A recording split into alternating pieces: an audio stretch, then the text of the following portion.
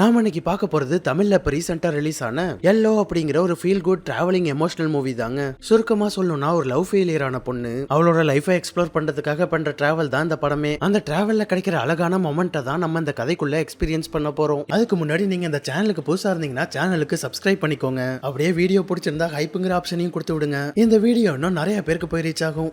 படத்தோட ஓப்பனிங்ல சந்தோஷ் ஆதிரைன்னு ஒரு காதல் ஜோடியை காட்டுறாங்க. ரெண்டு பேரும் பல வருஷமா லவ் பண்ணிட்டு இருக்காங்க. இன்ஜினியரிங் முடிச்சுட்டு இப்ப பிஜி மும்பைல அவங்களோட ட்ரீம் காலேஜ்ல படிக்கிறதுக்காக ரெண்டு பேரும் அப்ளை பண்ணிருக்காங்க. அது மட்டும் இல்லாம ரெண்டு பேரும் சேர்ந்து இருக்கிறதுக்கு வீடு கூட பார்த்து வச்சுட்டாங்க. பேக் பண்ணிட்டு அடுத்த வாரம் கிளம்ப வேண்டியதாங்க. இப்படி எல்லாம் பிளான் படி நல்லா போயிட்டு இருக்க திடீர்னு ஒரு நாள் பார்த்தா ஆதிரையோட அப்பாவுக்கு சிவியரான ஸ்ட்ரோக் வந்துடுது. இதனால அவரு பழைய மாதிரி ஆக்டிவா இருக்க முடியாது. எந்திரிச்சு நடக்கிறதே கொஞ்சம் கஷ்டம் தான் சொல்லிடுறாங்க. அப்பாவுக்கு இந்த மாதிரி ஆனதால மொத்த குடும்பமும் கொலாப்ஸ் ஆயிடுறாங்க. குடும்பத்தை பார்த்துக்கிட்டு இருந்த அப்பாவே படுத்த படுக்கையாயிட்டாரு. ஆதிரை வேற மூத்த பொண்ணாச்சே, அவ தானே அடுத்து குடும்பத்தை பாத்துக்கணும். இதுல எங்க மும்பைக்கு போய் செலவு பண்ணி படிக்கிறது? அதனால இது சரி வராதுன்னு ஆதிரை அவ மும்பை பிளான கேன்சல் பண்ணிடுறா. ஆதி இந்த மாதிரி பண்ணதால அவளுக்கும் சந்தோஷ்க்கும் பயங்கர வாக்குவாதம் ஆக ஆரம்பிச்சிடுது. அப்பாவுக்காக உன்னோட வாழ்க்கை இழந்துடாதுன்னு அவன் சொல்ல, எனக்கு அப்பா தான் முக்கியம்னு இவ சொல்ல, கடைசியா சந்தோஷ் மட்டும் தனியா போறதா முடிவு பண்ணிடுறான். நம்மளால அவன் வாழ்க்கை கெட வேணாம்னு ஆதிரையும் சந்தோஷ ஹாப்பியா அனுப்பி வைக்கிறா. ஸ்டடீஸ்க்கு அவன் ஒரு பக்கம் மும்பைக்கு கிளம்ப, இங்க ஆதி அவளோட குடும்பத்தை பாத்துக்கிறதுக்காக லோக்கல்ல ஒரு பேங்க்ல வேலைக்கு சேர்ந்துடுறா.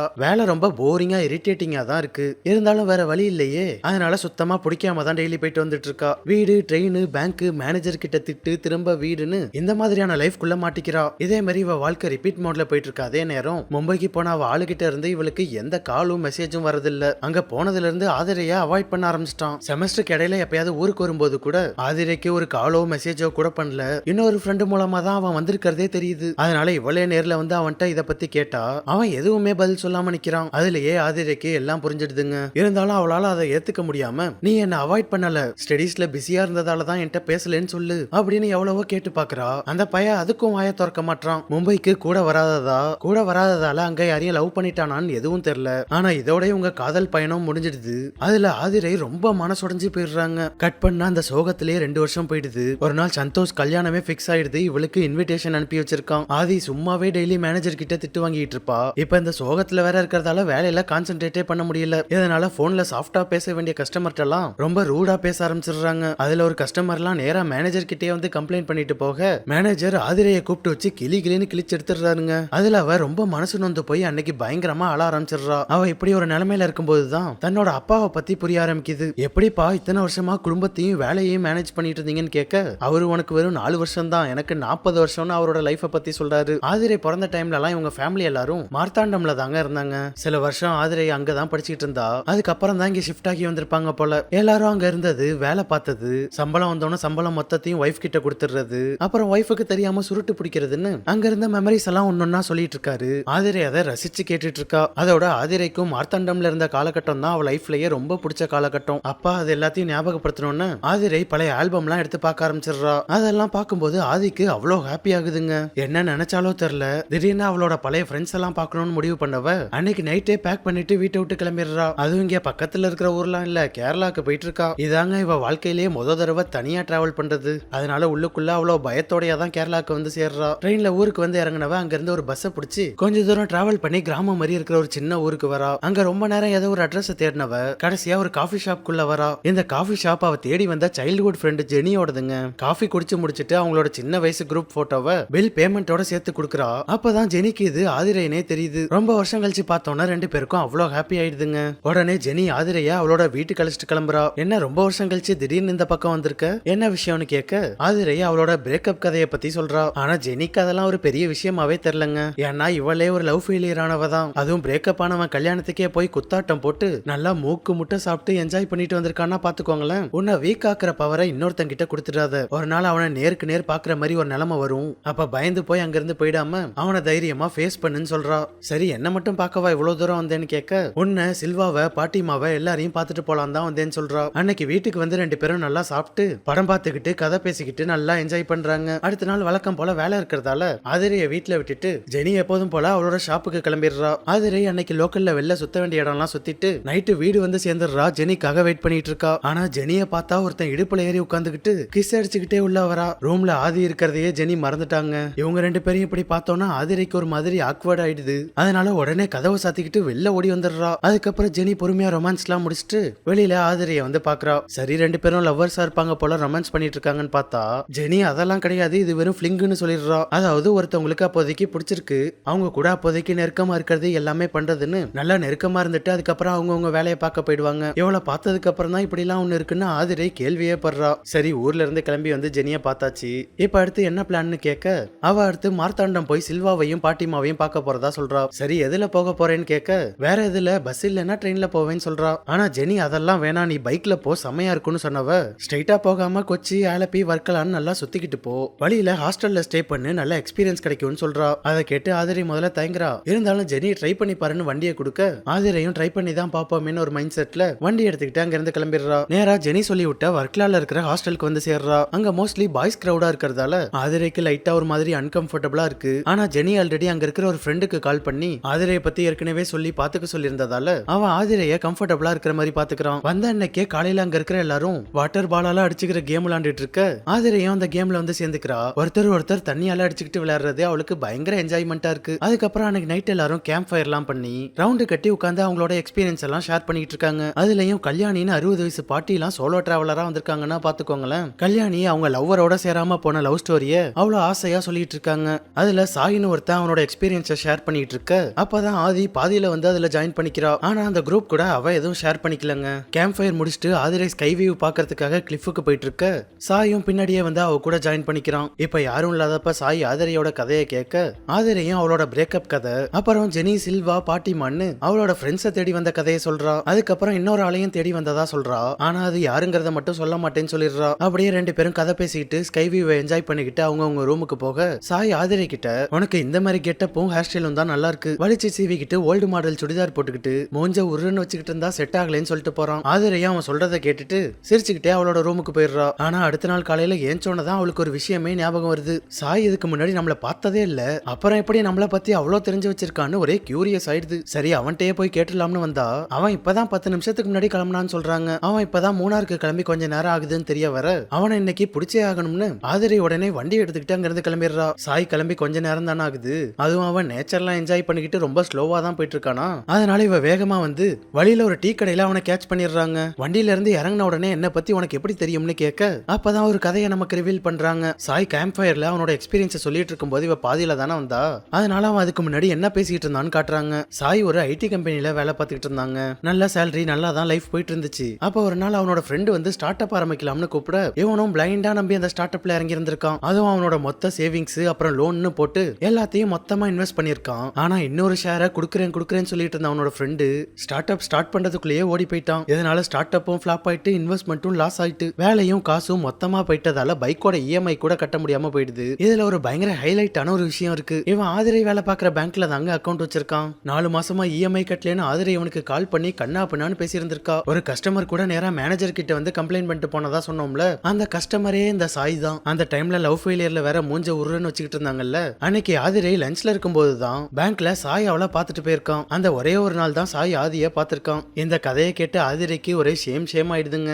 ஏன்னா அவ திட்டிட்டு இருந்த கஸ்டமர் கூட தானே 2 நாள் கதை பேசிட்டு இருந்தா. சரி இப்ப ட்ரிப் வந்த காசுக்கு இஎம்ஐ கட்டி இருக்கலாமேன்னு கேட்க அவன் அதுக்கு ஒரு கதை சொல்றான். இஎம்ஐ கட்ட முடியாததால ஆசையா வாங்கின வண்டிய திரும்ப 8 மாசத்துல ஹேண்ட் ஓவர் பண்ணிருக்கான். இருந்தாலும் இந்த வண்டியில ஒரு வாரமாச்சு நல்லா என்ஜாய் பண்ணிட்டு கொடுப்போம்னு முடிவு பண்ணவன் ஹேண்ட் ஓவர் பேப்பர்ல சைன் போட்ட கையோட வண்டியை தூக்கிட்டு வந்துடுறான். தூக்குனது மட்டும் இல்லாம உடனே பேங்க்குக்கு கால் பண்ணி ஒரு வாரத்துல திரும்ப பைக்கை கொண்டு வந்துடுறேன்னு பர்மிஷன் கேட்டிருந்திருக்கான். மொத்தத்துல சாய் இந்த ட்ரிப்புக்கு வரதுக்கு ஒரே காரணம் ஆதிரை தாங்க. அதே மாதிரி ஆதிரை இந்த ட்ரிப்புக்கு வரதுக்கு சாயும் ஒரு காரணம். இந்த கதையெல்லாம் பேசி முடிச்சுட்டு 2 பேரும் ஆளுக்கு ஒரு பக்கம் கிளம்ப சாய்க்கு எங்க போறதுன்னு எந்த ஐடியாவும் கிடையாது. ஆனா ஆதி அவளோட ஃப்ரெண்டு சில்வாவை தேடி மார்த்தாண்டம் போறாளா, அதனால சாய் நானும் உன் கூட வரேன்னு ட்ரிப்ல ஆதிரை கூட சேர்ந்துக்கிறான். இப்ப 2 பேரும் சேர்ந்து மார்த்தாண்டம் போறாங்க. இவ வானவில பார்த்தே ரொம்ப நாள் ஆனதால இந்த டிராவல்ல எப்படியாவது வானவில பார்த்தணும்னு வேற சுத்திட்டு இருக்கா. அப்படியே கட் பண்ணா 2 பேரும் மார்த்தாண்டம் வந்துடுறாங்க. எப்படியோ சில்வாவோட வீட்டை கண்டுபிடிச்சு வந்து சேர அங்க அக்கம் பக்கத்துல விசாரிச்சா அவன் லாரி டிரைவர்னு தெரிய வருது. அதோட 6 மாசத்துக்கு முன்னாடி லோடோட போனவன் இன்னும் வரவே இல்லைன்னு சொல்றாங்க. கடைசியில அவன் இப்ப எங்க இருக்கான் எப்படி இருக்கான்னு கூட தெரிஞ்சுக்க முடியாம போயிடுதுங்க. இதனால ஆதி ரொம்ப அப்செட் ஆயிடுறா. சரி சில்வாவை தான் பார்க்க முடியல, அடுத்து பாட்டிமாவை பார்க்கலாம்னு நேரா சர்ச்சுக்கு வரா. பாட்டிமானா பாட்டின்னு நினைச்சுக்காதீங்க, மதரை தான் இவ பாட்டிமான்னு சொல்லிட்டு இருந்திருக்கா. மதர் மேரி எங்க இருக்காங்கன்னு ஆசையா வந்து கேட்க சர்ச்சில் அவங்க இறந்துட்டதா சொல்றாங்க. அது மட்டும் இல்லாம அவங்க உடம்பு முடியாம இருக்கும்போது மதர் இவளையும் இவ ஃப்ரெண்ட்ஸையும் எதிர்பார்த்துட்டு இருந்தாங்கன்னு தெரிய வருது. இதெல்லாத்தையும் கேட்டு ஆதி இன்னும் மனசுடைஞ்சு போயிடுறாங்க. அப்புறம் அவ பார்க்கணும்னு ஆசைப்பட்டு வந்த 2 பேருமே இல்லையா, அதனால இதுக்கு மேல நான் இங்க இருக்கிறது வேஸ்ட், நான் ஊருக்கு கிளம்புறேன்னு சொல்லிடுறா. இந்த விஷயத்த ஜெனிக்கு கால் பண்ணி சொல்ல அவ முதல்ல ஆதியை கிளம்பி அவளோட இடத்துக்கு வர சொல்றா. இருந்தாலும் ஆதி மனசு சரியில்லைன்னு ஊருக்கு கிளம்புறதா முடிவு பண்ண சாயும் அவளை அழைச்சிட்டு வந்து ஜங்ஷன்ல டிராப் பண்றான். ஆனா ஆதியோட முகத்தை வச்சே அவ அரமனசாதான் ஊருக்கு கிளம்புறான்னு புரிஞ்சிடுது. இன்னொரு ஃப்ரெண்ட பார்க்காமயே கிளம்புற, அது யாருன்னு கேட்க அப்பதான் சோட்டுங்கிற பேரை சொல்றா. கடைசியில சோட்டுவை பார்க்காமயே போற, வா சோட்டுவை போய் கண்டுபிடிக்கலாம்னு சொல்ல அவ ஆல்ரெடி அப்செட்ல இருக்கிறதால அதெல்லாம் வேணா, நான் ஊருக்கு கிளம்புறேன்னு சொல்லிடுறா. இவகிட்ட இதுக்கு மேல பேசுறது வேஸ்ட்னு சாய் அவளை ஸ்டேஷன்ல விட்டுட்டு கிளம்பிடுறாங்க.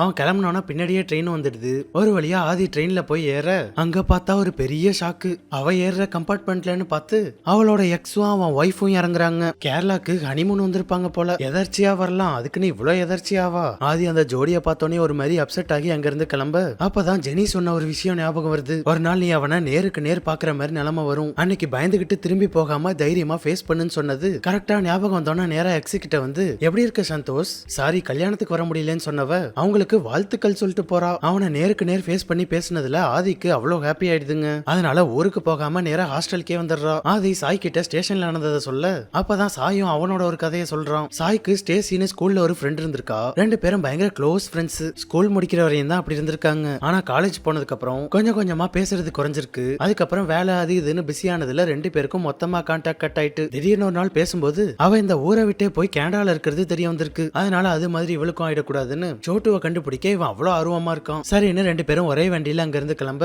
வழியில பார்த்தா 2 பேருக்கும் அவ்வளவு அழகான எக்ஸ்பீரியன்ஸ் கிடைக்குது. ஆதி முதல் தடவை ஜிப்லைன்ல போய் ட்ரை பண்ணி பாக்குறா. அதுல அவளுக்கு வானத்துல பறக்கிற மாதிரி எக்ஸ்பீரியன்ஸ் கிடைக்குதா. அதனால அது அவளுக்கு ஒரு லைஃப் டைம் எக்ஸ்பீரியன்ஸ் மாதிரி ஆயிடுது. அப்புறம் வழியில ஏரியா பசங்க கூட கிரிக்கெட் விளையாடுறது, ரொம்ப தூரம் மலையில நனைஞ்சுக்கிட்டே பைக்ல ரைட் பண்றது, ரொம்ப தூரம் ரிவர்ல போட்டிங் போறது, அதுக்கப்புறம் ஹைக்கிங் பண்ணி மலையோட உச்சிக்கு போறதுன்னு அவங்களுக்கு அவ்வளவு எக்ஸ்பீரியன்ஸ் கிடைக்குது. இது எல்லாத்தையும் முடிச்சுட்டு சாய் அவனுக்கு தெரிஞ்ச ஒரு ஹாஸ்டல் கழிச்சிட்டு வரான். இது சாய் இந்த ஊருக்கு அடிக்கடி ட்ரிப் வரும்போது ரெகுலரா வர ஹாஸ்டலுங்க. கும்கி மைனாலாம் எடுத்த டைரக்டர் பிரபு சாலமன் தான் இந்த ஹாஸ்டலை நடத்திட்டு இருக்காரு. வந்து கொஞ்ச நேரம் அவரு கூட பேசிட்டு இருக்காங்க. அப்ப சோட்டுன்னு யாராவது இங்க வந்திருக்காங்களான்னு சாய் அவர்கிட்ட விசாரிக்கிறான். அவரை நல்லா யோசிச்சு பார்த்துட்டு அந்த பேர்ல 6 மாசத்துக்கு ஒரு தடவை ஒரு பையன் வருவாருன்னு சொல்றாரா. அதனால சாய் அவர்கிட்ட எப்படியாவது சோட்டோட டீடைல்ஸ் மட்டும் கண்டுபிடிச்சு கொடுக்க சொல்லி கேக்குறான். அவரும் ட்ரை பண்ணி பாக்குறேன்னு சொல்றாரு. அதுக்கப்புறம் அடுத்த நாள் காலையில அந்த ஹாஸ்டல்ல இருந்து கொஞ்சம் தூரத்துல இருக்கிற ஃபால்ஸுக்கு 3 பேரும் ட்ரெக்கிங் போயிட்டு வராங்க. அப்படியே அன்னைக்கு ஃபுல்லா அந்த ஹாஸ்டல்லயே போயிடுது. ஆனா சோட்டுவை பத்தி எந்த டீடைலும் கிடைக்கலையா. அதனால அடுத்த நாள் காலையில சென்னைக்கு ட்ரெயின் இருக்கிறதால அதுல ஊரை பார்க்க கிளம்புவோம்னு ஆதரி முடிவு பண்றா. ஜங்ஷன் வேற ரொம்ப தூரத்துல இருக்கு, நைட்டு கிளம்பினாதான் காலைல போக முடியுங்கிறதால சாய் அவளை அழைச்சிக்கிட்டு அங்க இருந்து கிளம்புறான். கூகுள் மேப் போட்டு போயிட்டு இருக்கும்போது வழியில 2 ரோடு பிரியுது. அதுல ஆதி ரைட்ல போகணும்னு சொன்னா இவன் லெஃப்ட் எடுத்து போறான். ஏன்டா கூகுள்ல காட்டுற அந்த பக்கம் போகாம இப்படி போறேன்னு கேட்க இவன் அதுக்கு கூகுள் சொல்ற மாதிரி போனா நமக்கு என்ன எக்ஸ்பீரியன்ஸ் கிடைக்க போகுதுன்னு சொல்றான். அடே உனக்கு எக்ஸ்பீரியன்ஸ் பண்றதுக்கு இந்த நடுராத்திரி தான் கிடைச்சதா அப்படின்னு ஆதிரைக்கு செம்ம காண்டாயிடுது. அவன் எக்ஸ்பீரியன்ஸ் பத்தி சொல்லி வாய முறத்துக்குள்ள வண்டி ஓவர் ஹீட் ஆனதுல வழியிலே நின்னுடுது. இதுல அந்த ரூட் வேற ஆள் நடமாட்டமே இல்லாத ரூட்டா இருக்குங்க. சாய் இப்ப என்னடா பண்றது, இப்படி வந்து மாட்டிக்கிட்டோமேன்னு முழிச்சிட்டு இருக்க அவன் தப்பான ரூட்ல வந்து மாட்டி விட்டதால ஆதி அதுல செம்ம காண்டாகி அவனை கண்ணா பின்னான்னு திட்ட ஆரம்பிச்சிடுறா. இந்த நேரத்துல இவங்க 2 பேரும் இங்க நின்னுட்டு பேசிட்டு இருக்கிறத 2 லோக்கல் கைங்க வேற பாத்துறாங்களா. அவனுங்க வேற இவங்கள்ட்ட வந்து ராங்கா பேசுறானுங்க. அதோட ஆதி கிட்ட தப்பா நடந்துக்க ட்ரை பண்றாங்க. அவனுங்களை பார்த்து பயந்துகிட்டு இருந்த ஆதி ஒரு கட்டத்துக்கு மேல தைரியம் வந்து யாரா நீங்க, உங்களுக்கு என்னடா வேணும்னு திட்ட ஆரம்பிச்சிடுறாங்க. சாய் அவங்கள தடுக்க ட்ரை பண்றான். இருந்தாலும் அவனுங்க ஓவரா துள்றானுங்க. நல்ல வேலை அப்ப அந்த வழியா ஒரு லாரி வர அந்த டிரைவர் தான் இவங்க 2 பேரையும் வம்பெழுத்துட்டு இருந்த 2 பேரையும் மண்டையிலே 2 போடு போட்டு துரத்தி விட்டுறாரு. அதோட நம்ம ஆளுங்க 2 பேரையும் எங்க போறாங்கன்னு கேட்டு அவங்களும் அவங்க பைக்கையும் லாரியில ஏத்திக்கிட்டு 2 பேரையும் ஸ்டேஷன்ல கொண்டு வந்து டிராப் பண்ணிட்டு போறாங்க. பைக் வேற இப்படி ரொம்ப மக்கர் பண்ணிட்டு இருக்கிறதால அதை ரயில்வேல பார்சல் போட்டுட்டு அவ கூடவே ஜாயின் ஆயிக்கிறான். ஆனா நல்லா போயிட்டு இருந்த அந்த ட்ரிப் ஹாப்பி எண்டிங் இல்லாம ஒரு மாதிரி அன்சாட்டிஸ்ஃபைடா முடியுதா. அது சாய்க்கு ரொம்ப மனசு உறுத்தலா இருக்கு. அதனால இந்த ட்ரிப்பை ஹாப்பியா முடிக்கிறதுக்காக சாய் ஆதிரை கிட்ட என் கூட வான்னு கூப்பிடுறான். அப்படி அவளை எங்க கூப்பிடுறான்னு பார்த்தா அங்க இருந்து அப்படியே ட்ரெயின்ல கோவாவுக்கு அழைச்சிட்டு போறான். நிறைய டனல்ஸ், ஃபால்ஸ், அதோட சாரல்னு போற வழியெல்லாம் அவ்வளவு அழகா இருக்குங்க. நல்ல வேலை இதை மிஸ் பண்ணலன்னா ஆதிக்கு அவ்வளவு ஹாப்பி ஆயிடுது. அதுக்கப்புறம் கோவாக்கு ரீச் ஆகி ரூம்ல எல்லாத்தையும் வச்சுட்டு ஃப்ரெஷ் அப் ஆயிட்டு பீச்சுக்கு வர கடல் அலைய ரசிச்சிட்டு இருக்கும் போதே அப்ப திடீர்னு சாய்க்கு ஸ்டேசி கிட்ட இருந்து கால் வருது. பேசி ரொம்ப நாள் ஆச்சு, எப்படா இருக்கேன்னு நல்லா விசாரிச்சவ அடுத்த வாரம் சென்னைக்கு வருவேன், மீட் பண்ணுவோம்னு சொல்றா. அதோட வரும்போது ஆதிரையும் அழைச்சிட்டு வான்னு சொல்றா. அதுல சாய்க்கு பயங்கர எக்ஸைட் ஆயிடுது. ஆதி தாங்க சைடு கேப்ல ஏதோ பண்ணி ஸ்டேசியோட கான்டாக்ட கண்டுபிடிச்சு கால் பண்ணி பேசியிருக்கா. எப்படியோ ஸ்டேசி கிட்ட பேசினதுல சாய்க்கு பயங்கர ஹாப்பி ஆயிடுது. கட் பண்ணா அன்னைக்கு நைட் பீச்ல பார்ட்டி நடக்குது. 2 பேரும் ஹாப்பியா இருக்கிறதால அதுல பயங்கரமா ஆட்டம் போடுறாங்க. அங்க பார்த்தா வர்க்கலால பார்த்த கல்யாணி பாட்டியும் அதுலதான் ஆட்டம் போட்டுட்டு இருக்காங்க. இவங்க இன்னும் பல ஊருக்கு சுத்திட்டு தாங்க இருக்காங்க. இப்ப 3 பேர் அங்க மீட் பண்ணிக்கிட்டோன்னா எல்லாரும் சேர்ந்து அங்க ஆட்டத்தை போடுறாங்க. அதுக்கப்புறம் 2 பேரும் பீச்ல இருந்து ஹில்ஸுக்கு போய் அங்க டாப்ல டென்ட் போட்டு ஸ்டே பண்றாங்க. நைட்டு கேம்ப் ஃபயர் போட்டு 2 பேரும் உட்காந்து பேசிட்டு இருக்க அப்பதாங்க அவங்க 2 பேருக்குள்ளேயும் பாண்டிங் இன்னும் அதிகமாகுது. ஆதி சாய் கிட்ட ரொம்ப கம்ஃபர்டபுளா செக்யூர்டா ஃபீல் பண்றாளா, அதுல அவனை ரொம்ப பிடிச்சி போய் இப்ப அவன் கையை பிடிச்சிக்கிட்டு தான் பேசிட்டு இருக்கா. கை கோத்து உட்கார்ந்து இருந்தது அப்படியே ரொமான்டிக் மூடுக்கு போய் 2 பேரும் அப்படியே கிஸ் பண்ணிக்கிறாங்க. வேற எதுவும் நடந்துச்சா இல்லையான்னு தெரியல. ஆனா அடுத்த நாள் விடியும் போது 2 பேரும் ஒரே டென்ட்ல தான் இருக்காங்க. அதோட இப்பெல்லாம் இவங்க ரிலேஷன்ஷிப்க்கு பல பேர் வச்சிருக்கிறதால இது லவ்வா இல்ல ஃபிளிங்கான்னு நமக்கு தெரியலங்க. அடுத்த நாள் விடிஞ்சோடனே ஆதி டென்ட்டை திறக்க காலையில கண் முழிச்சோனே அவ்வளவு அழகான ஒரு விஷயத்த பாக்குறா. அங்க 2 மலைகளுக்கு நடுவுல அழகா வானவில் தெரியுதுங்க. அதை பார்த்தோன்னா அவ்வளோ ஹாப்பி அவளுக்கு. எப்படியாவது இந்த ட்ரிப்ல வானவில பாத்திர மாட்டோமான்னு எங்கிட்டு இருந்தவளுக்கு எப்படியோ ஒரு வழியா அந்த ட்ரிப்ல வானவில பாத்துட்டாப்பா. அப்படியே அந்த சீன்ல இருந்து கட் பண்ணா இப்ப 2 பேரும் சென்னை வந்துடுறாங்க. சாய் ஆதிய அவளோட வீட்டுக்கு வந்து டிராப் பண்ண வீட்டுக்கு போகும்போது ஆதி அவ்வளவு சிரிச்ச முகத்தோட போறா. சாயும் அதை பார்த்துட்டு இதான் உனக்கு நல்லா இருக்கு இப்படியே இருன்னு சொல்லிட்டு போறான். அதாவது ஆதிரை தேடிட்டு இருக்கிறதா சொன்ன சோட்டுவே இந்த ஆதிரை தாங்க. இவ ஜெனி செல்வா இருந்த 3 பேர்ல மதரை விட செல்லமா சோட்டுன்னு தான் கூப்பிடுவாங்க. ஆதி தான் யாருங்கிறத உணர்றதுக்கு அப்புறம் அவளுக்குள்ளேயே காணா போன அவளையே கண்டுபிடிக்கிறதுக்கு தான் இந்த பயணமே பண்ணிருக்கா. ஃபைனலா அது எப்படியோ நடந்துருச்சு. எவ்வளவுதான் சோட்டுன்னு சொல்லிட்டு இருக்கான்னு சாய்க்கு நல்லாவே தெரியும். அதனால தாங்க அவளை புரிஞ்சுக்கிட்டு அவளுக்காக இவ்வளவு எஃபர்ட் போட்டிருக்கான். ஒரு தரமான ட்ரிப் போயிட்டு வந்ததுக்கு அப்புறம் 2 பேரும் அவங்க யாருன்னு புரிஞ்சுக்கிறாங்க. இதனால 2 பேரும் ரொம்ப ஹாப்பியா பாசிட்டிவா இருக்காங்க. அது அவங்களுக்கு அவ்வளவு கான்பிடன்ஸ் கொடுத்திருக்கு. ஆதி இவ்வளவு நாள் கடுப்புல போயிட்டு இருந்த வேலைக்கு இப்ப சிரிச்ச முகத்தோட ஹாப்பியா போறா. அதே நேரம் சாய் ரொம்ப சோகமா ஹேண்ட் ஓவர் பண்ண வண்டிய இப்ப ரொம்ப ஹாப்பியா கொடுத்துட்டு கிளம்புறான். அப்ப சாய் ஆதிரைக்கு திரும்ப சோட்டுவை தேடி போற மாதிரி இருந்தா சொல்லு சேர்ந்து போவோம்னு மெசேஜ் பண்ண ஆதிரை அதை பார்த்து சிரிக்கிறா. அதோட அந்த படம் முடியுதுங்க. இந்த வீடியோ எப்படி இருந்துச்சுன்னு கமெண்ட்ஸ்ல சொல்லுங்க. பிடிச்சிருந்தா லைக் போடுங்க. சேனலுக்கு புதுசா இருந்தீங்கன்னா சப்ஸ்கிரைப் பண்ணிட்டு பக்கத்துல இருக்க பெல் ஐக்கான மறக்காம தட்டி விட்டுருங்க.